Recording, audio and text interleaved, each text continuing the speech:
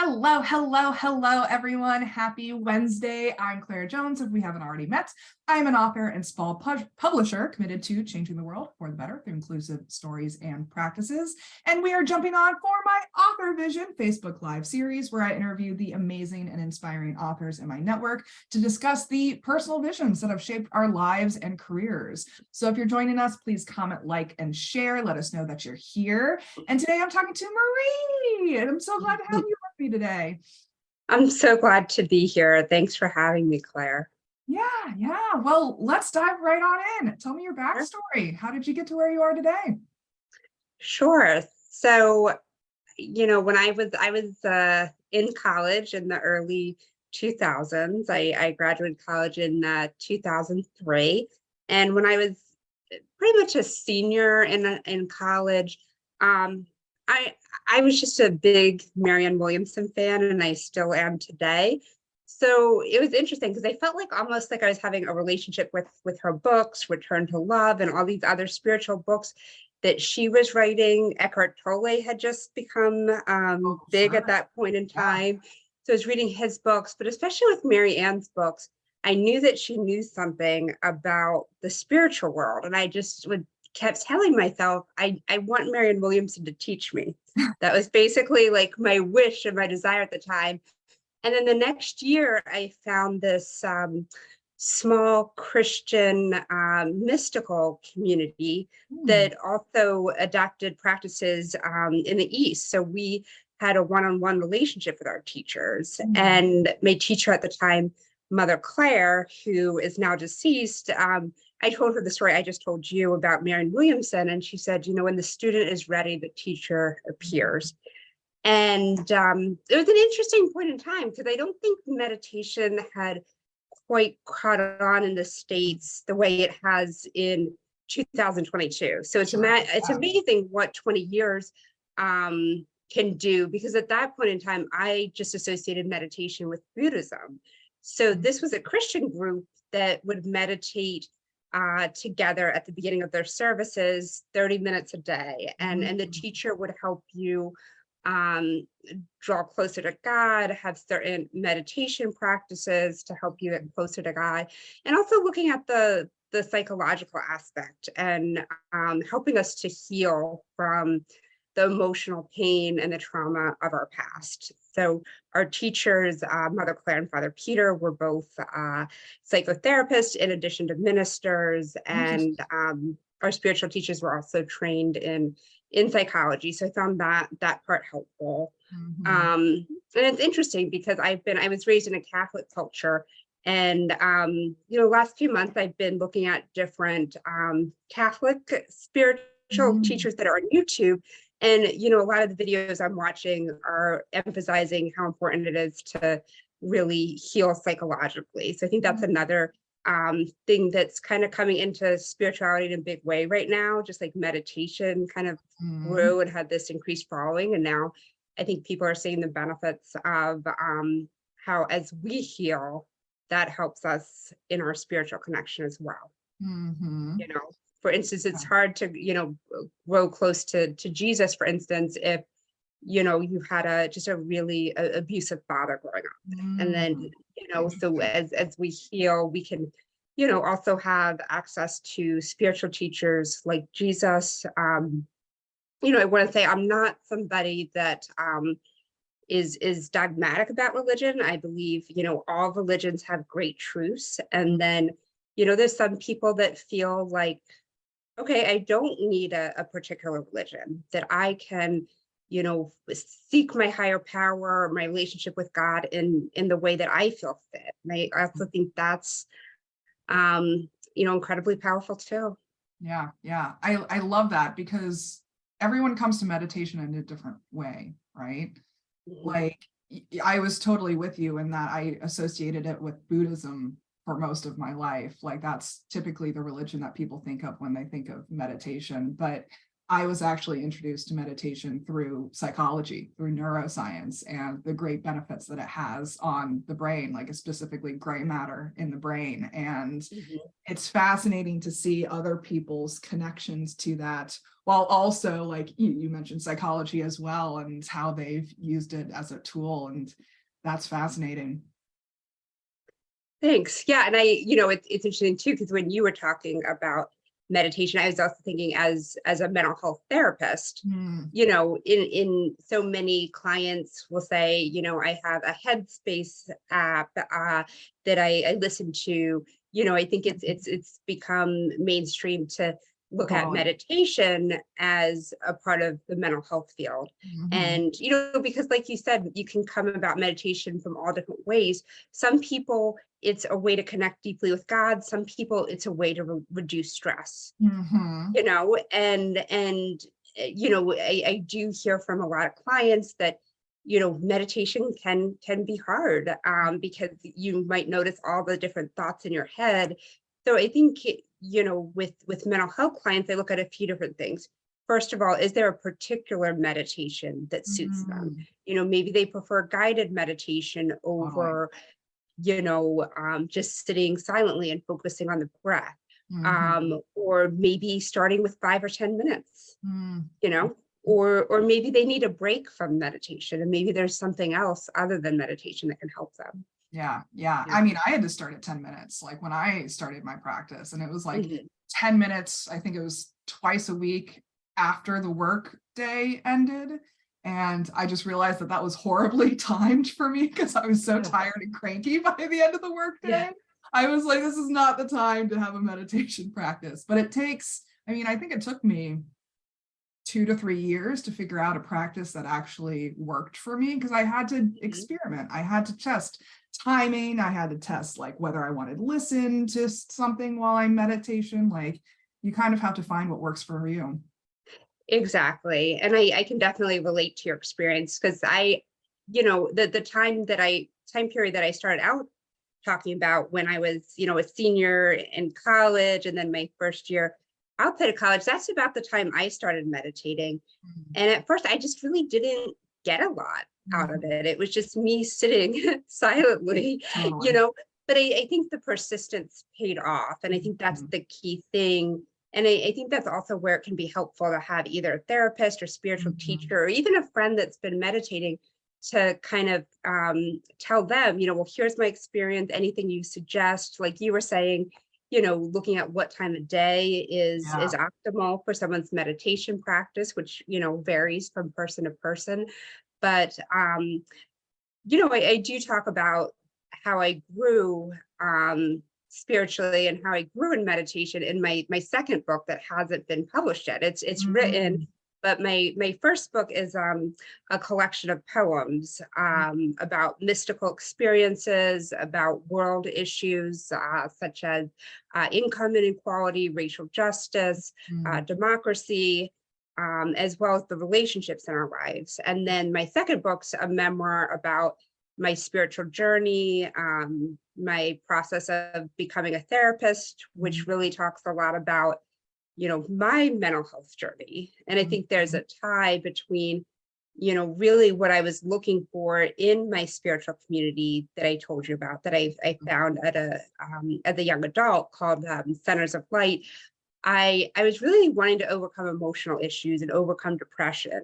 So I feel like, to me, that goes hand in hand with my journey of becoming a therapist, because Mhm. I felt that, it's so important for me to be able to pass on all the skills, such as mindfulness, that have really helped me overcome depression. It's important for me to be able to pass it on to other people, either as a minister or as a therapist, because Mhm.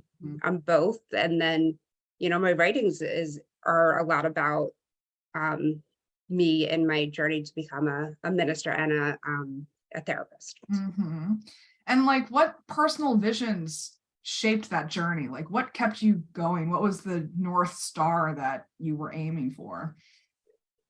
It's interesting, it might kind of sound like a bizarre thing to put on on a vision board, but at Mhm. one point I was taking it was called Prosperity Plus class at Unity Church in Kansas City. And through that class, I created a vision board, and I put inner peace on that vision board. And it's interesting looking back, because I feel that, you know, I kind of question, oh, like, it just, looking back, it just kind of seems selfish in a way to focus on inner peace, but that's not really how God and the universe works. Like, inner peace is something that can bless the whole world, you Totally. know, and Yeah. bless everybody that you come in contact with. Yeah. I think as we become more loving, as we become forgiving, you know, that also blesses the world, you know, or if you have more of yourself to give to other people, that can bless the world. But you know, it's interesting because the inner peace journey really led me to move to Minnesota in 2012. And I don't even like cold weather, but what, so that was the irony of that time. But I think the thing is that, so I was living in Kansas City.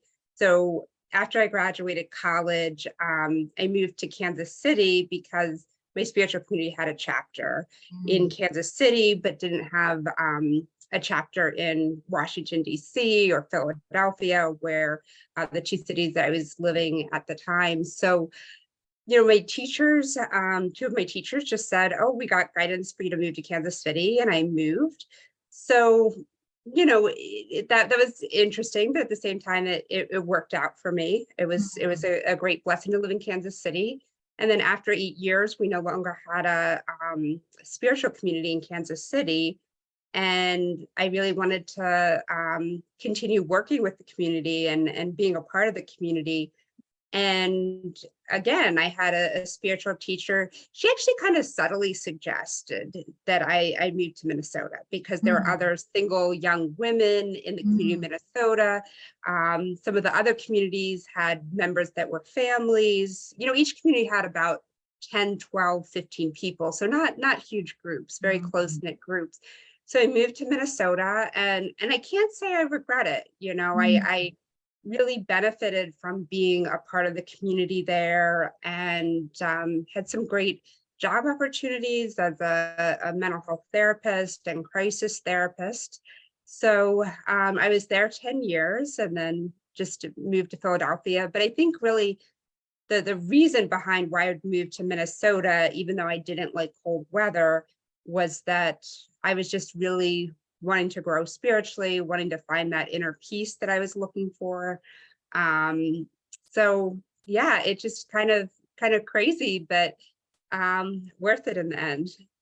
Yeah, I mean, I think I'm just struck by how open you were to the process, because not a lot of people are open to that process, you know, because I think you mentioned at the beginning, like the whole inner peace thing, it is internally focused inner peace. And so it can come off as like a selfish endeavor, as you said, but your openness, your expansiveness to the possibilities, I think, is an indicator that your version of inner peace is externally focused. It's not internally focused.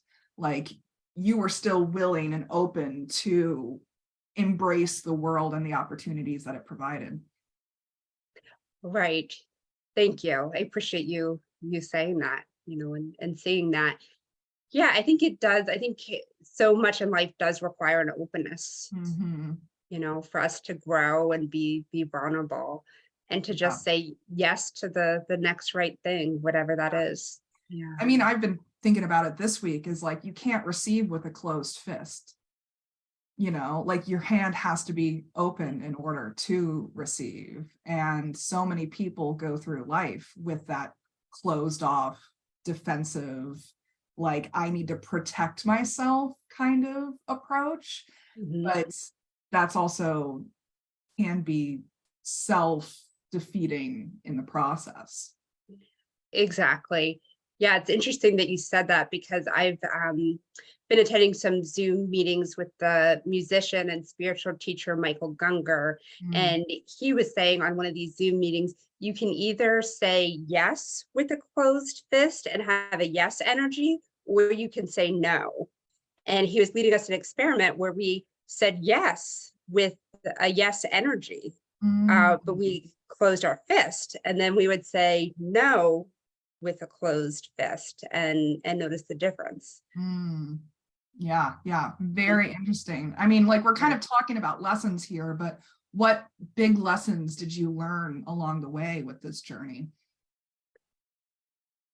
That's a great question. And I feel like, my memoir is a lot about the lessons we learn, because I feel that the lessons really help lessen the pain. Mm, Um, One big lesson for me, I think, that I learned from my high school experience and my grade school experience. In grade school and high school, I just had a great difficulty fitting in, making friends. And, and I had some friends around along the way, but it just never felt like enough. mm, And I think, like, I learned a couple lessons. I think in the bigger picture, I learned, to look to God and my teachers, Mary and Jesus, for comfort and support, especially when I can't find maybe a friend that truly understands me. mm, And then I also think I, from that experience, was able to really move beyond caring what other people think about me. mm. Um, and of course that comes up, I'm Sure. human, we're all human. Yeah. But at the same time, sometimes I just, and in my first book, I speak a lot about racial inequality, political divisiveness. And, I know that not everybody's gonna understand me or my message. And, I grew up I went to Catholic school for 16 years. And last August, I was just ordained a priest. And, in Catholic tradition, you need to be a man to be a priest. Mm, So I never really thought that I'd become a priest. Was just, really focused on following my spiritual path. And then one day my priesthood just showed up, and my spiritual teacher, asked me to discern about becoming a priest. And it just felt very right, and it felt like the right timing. There's a word, kairos, that has a lot of translations from Greek and Latin, but the translation that my Catholic community uses is right timing. mm, So for me, it just felt, the right timing for the priesthood. And I think it's been a lifelong journey of just making peace with the things that didn't feel right to me in the Catholic Church. And I actually have a great love for the Catholic Church. And at the same time, I'm not a practicing Catholic. mm, And so I think for me, both of those things are true. mm. I know that you and I both know and love Jess Stokes, who Mm. focuses on Labyrinth. And Yeah. in becoming friends with her and hearing her book, which for those of you who don't know, her book's about, her mother having Alzheimer's, and she has a strong connection with the Labyrinth. And I Mhm, realized that my journey with the Catholic Church has been a labyrinth. mhm, At times it's been close up, and at times it's been far away.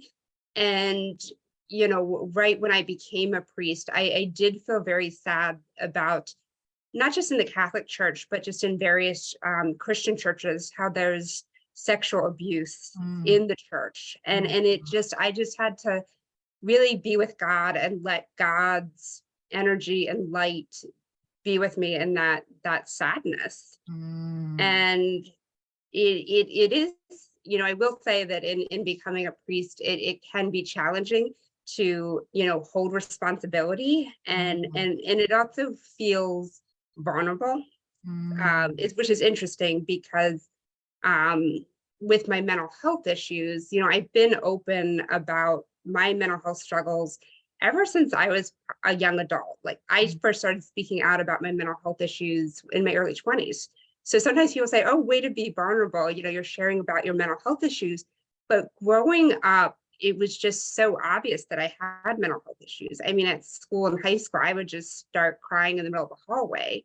mm, So for me, the gift in that is that I never had any shame about my mental health issues, because I think everybody kind of knew about my mental health issues. Mm, So that for me wasn't actually vulnerable. It wasn't truly vulnerable. interesting. But sharing about becoming a priest to me feels vulnerable. Hmm. And maybe it's that, it's new, and I know that for me there's responsibility that Mm, comes with that. mm. Um, and I'm not sure what else I want to say about it, but I think, the first time I was actually vulnerable on social media was when I talked about becoming a priest. Mm. I mean, learning how to be vulnerable, I think, is one of the biggest lessons we all have to learn, because we do live in such a perfection-oriented society. Like, be the best you can be the best version of yourself, live your best life is the phrase Mhm. that's been going around a lot lately. And I actually just did a video about this earlier this week, is like, you can be broken and still receive at the same time. You can be vulnerable and authentic and even frightening, terrifying, scared, whatever you want to be, and still receive. And I think that's a beautiful lesson. Yes, I love the way you say that you can be vulnerable and receive. And I do talk about vulnerability in my book, and in my first book, Fierce Compassion, Deep Devotion. And one thing I say is that growth and vulnerability, like you were saying, are underrated Mm, values in our society. They're not valued. So I always make a point of telling mental health clients, you know what, good for you for being vulnerable, good for you for being open to growth, you mhm. know and I think it's also so important that we have communities that Totally. welcome growth, because I think Mhm. that was kind of the challenge for me in high school, is that I wanted to grow, but I didn't have a supportive community that could help me grow, and I didn't even know how to find that. So I Mhm. think what helped me really grow and transform as an adult was having a spiritual community that really valued both growth and vulnerability, Mhm. so that I could, reach out for help when I needed it, so that I could keep growing when that's applauded. So Totally. I think that in the mental health field, we see so many times, people are given messages from their family and society, that men don't cry, for Oh, instance, right. or that it's a weakness to reach out and see a therapist. Mhm. So many times, I think it's a matter of pointing out to someone, you've had to overcome all these messages to reach out Yeah. and see a therapist. Yeah. 100%. I mean, you've kind of already answered this question for the last one that we have. Like, what everyday tools or practices did you use to support yourself during this time? And it feels like Right. community is a big Uh-huh. one for you. Yes, community. That's a good point. I wasn't thinking of community as a tool, but it definitely has been Totally. important to me. Yeah, it's interesting because I, was dating my ex-boyfriend for a year and a half during the pandemic, and I feel like, the relationship with him was such a blessing, and really just became my community during the Mhm. pandemic, Mhm. when it was a key time for us to all look at, where is our community when we can't go to, the church or the synagogue or the spiritual community, or the, get-togethers with friends and family that we're so used to having, Mhm. or people, weren't able to meet in person for things like AA meetings, for so many things. So I think that COVID really changed how we see community. The other Mhm. big lesson that I got from COVID, I know this isn't necessarily a tool, but maybe it's a tool that I'd like to bring into the future with me, is probably how I Mm. say it. Yeah. Yeah. I just think COVID that created that openness that you're talking Mhm. about the importance of having openness.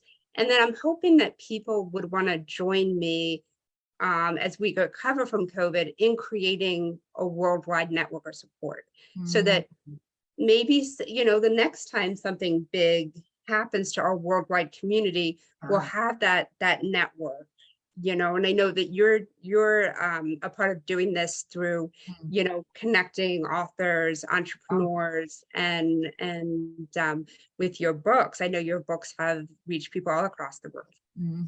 yeah, yeah. I mean, community is one of the prevailing themes of these interviews, and having people around you to support your visions as you pursue them. Because I literally just made a video about this today, is like, there's so many haters out there. There's so many critics out there that you have to intentionally cultivate those positive voices in your ear as well.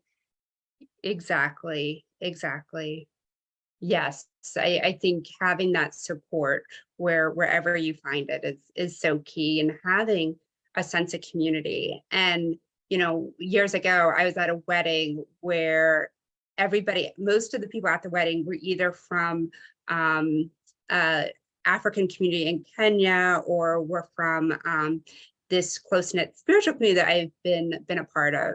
And I think sometimes in this country, we can isolate, and sometimes in this culture we hear the term adult friendships of you're going to see a friend maybe a few times a year, Yeah. where I think it's been interesting to be a part of communities where we expect to be in each other's lives week in and week out, day in and day out. Mhm. And I think that for me is something that I really value, is seeing friends that are willing to show up consistently. Mhm. I love that. I love that. I mean, you're so right. Like, there's that comic that goes around of like adults trying to plan things together, and like none of their calendars match up until like 3 months later. Yeah, Like, that's yeah, the definition of adult friendships right there. yeah. Yeah, Um, and it happens to, I mean, it happens to me too. I'm not it definitely, it definitely happens. And I get it that, life can be consuming with, I don't have kids, but a lot of people do. And, so many people that have kids are working full time, or, maybe picking up extra work in addition. So it is hard to manage everything. And sometimes too, what I want to mention about community is, sometimes I'm telling mental health clients, well, if you're going to go to, the support group, if you've lost a loved one, for instance, or you're going to an AA meeting, not only are you going to be supported, but then you get the opportunity to support others as well. mhm. Yeah, yeah, Yeah. I love that. That's a beautiful sentiment. Do you want to end on that, or do you want to add anything else before we wrap up? I think that can be a good place to end. Yeah. Sure. No, I feel like I was able to, say everything that I wanted to say. I definitely appreciate you hosting me, and Mhm. all the wonderful work you're doing with astrology and helping authors on their journey. As you know, that's another group that definitely needs support, or authors and entrepreneurs. Yeah, I love this concept of both, like, being open internally and externally. I think that's something that we've been talking around a lot in this interview, and you having that sense of not only inner community, but outer community as well. Yes, and then I think that our inner lives can guide the external lives, Totally. where I think in our society we're so often, striving for that external Mhm. validation of, just or what's expected of us, that we kind of have this pressure, where if we can focus on um, our own inner peace, and focusing on, well, what do I really need to live my best life, that will reflect itself externally as Mhm. well. And that I do believe too, that if we show up to serve, we'll be given all the external resources we need, and I've seen that time and time again. When people are willing to give, then they receive what they need. I love that. I love that. Well, that's where I'm going to end it for today, because that's Okay, beautiful. So this sure. is And Power. Go ahead. oh no, I just wanted to say too that my book, Fierce Compassion, Deep Devotion, Poems from Mystics and Activists, is available on Amazon and Barnes and Noble, and on Amazon. It's available outside the US on Amazon as well. Awesome. Thank you. Thanks. Yeah. Sure. And this is powerful stuff that we're talking about today. And audience, we definitely encourage you to share your own insights and feelings and stories with us as well. We'd love to know how similar personal visions like these have impacted you in your own lives. So special thanks to Marie for joining me. It's been a pleasure. Well, Thanks. please comment, like, subscribe below. Check out linktree/clairjoyance for all of my links. And then where can folks find out more about you? Oh, and they can go to www.mariedimenna.com. That's MARIE, D as in David, I, M as in Michael, E, N as in Nancy, N as in Nancy, A.com. And that also has my contact information. It has my email, and I'm available for ongoing spiritual counseling. I have a free meditation group every Saturday. So people are more than welcome to go to that website. Thank you. Yeah, and I'll make sure the links are available in the description and all that for easy access. But until next time, please remember that you all have extraordinary stories to share, and I'm rooting for you as you use them to change the world for the better. Take care, everyone, and I'll see you next week.